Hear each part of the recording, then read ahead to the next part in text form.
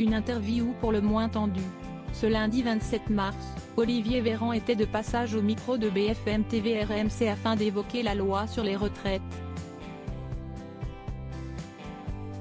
Pourtant, si l'entrevue s'est, dans l'ensemble, déroulée sans encombre, l'actuel porte-parole du gouvernement s'est montré un peu plus sec lorsque la journaliste a évoqué le passage de Laurent Berger, fait quelques semaines plus tôt.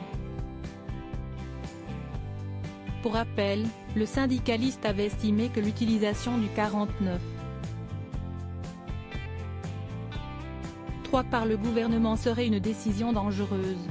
Après avoir assuré avoir, à de nombreuses reprises, discuté avec Laurent Berger sur la réforme, Olivier Véran a ensuite été mis face aux nombreuses critiques faites par le président au sujet du syndicaliste. Vous préférez garder les moments où il est sympa. Il y a aussi des moments où il a décidé d'être moins sympa avec Laurent Berger, a souligné la journaliste. Dire qu'il est en minorité, presque de l'humilier. Une succession de reproches face à laquelle le porte-parole s'est alors montré très décontenancé.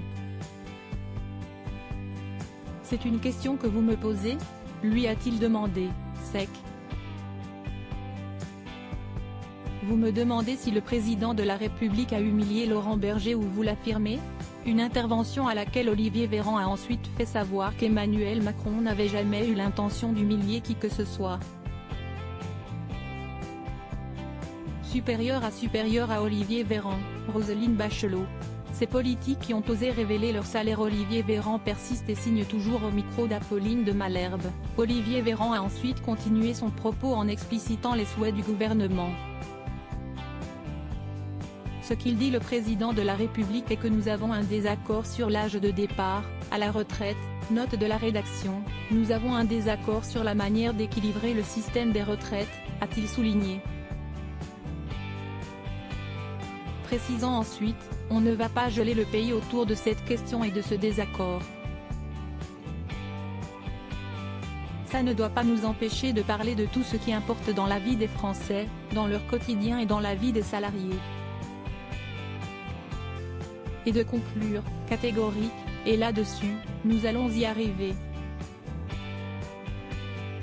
À côté de l'objet de 64 ans, qui est aujourd'hui une ligne rouge et on le comprend, mais pour la vie des Français, il n'y a pas que ça. Crédit photo, capture d'écran BFM TV.